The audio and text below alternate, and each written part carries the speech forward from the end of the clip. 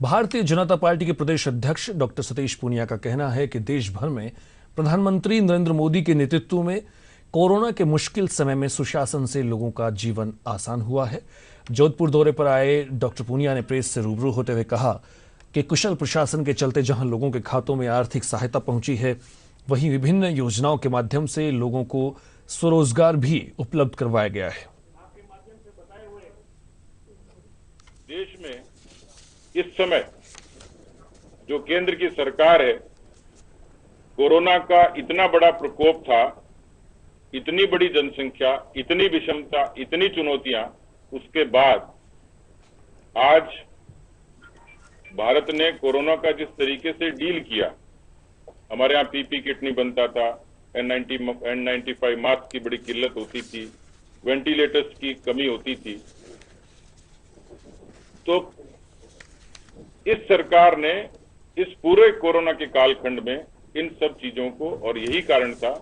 कि इन चुनौतियों के बीच में भारत को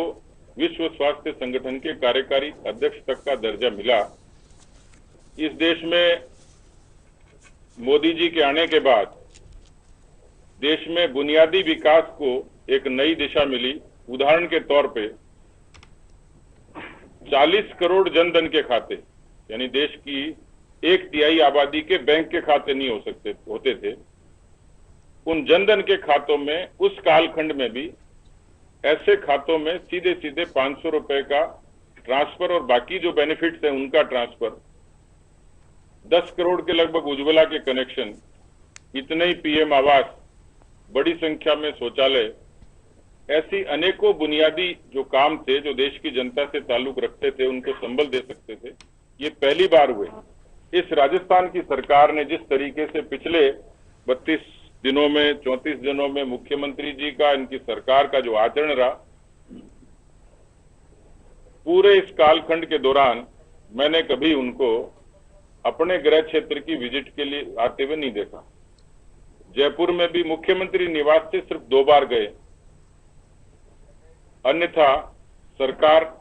उसके बाद लगभग बाड़े से चलती रही, या तो कोरोना के क्वारंटाइन में रहे और या फिर बाड़े में रहे। ऐसी सरकार, मुझे लगता है कि जिस तरीके से उन्होंने बहुमत बेशक संख्या बल जुटा लिया होगा, लेकिन जनता के मन से ये सरकार उतर गई। कभी वो विधायकों को बकरा मंडी बताते हैं, कभी हॉर्स ट्रेडिंग की बात करते हैं। तो मैंने तो उनको सदन में भी कहा कि हम तो, हमारे ऊपर तो इल्जाम लगाते हो, लेकिन आपका तो प्रमाण है कि आप पूरे हाथियों की ट्रेडिंग करते हो, एलिफेंट ट्रेडिंग करते हो। गटक गए पूरे के पूरे हाथी, उस बीएसपी का अस्तित्व नहीं छोड़ा सदन में। अभी दिगर बात है कि वो न्यायालय के अधीन विचाराधीन है, उस पर क्या फैसला आता है।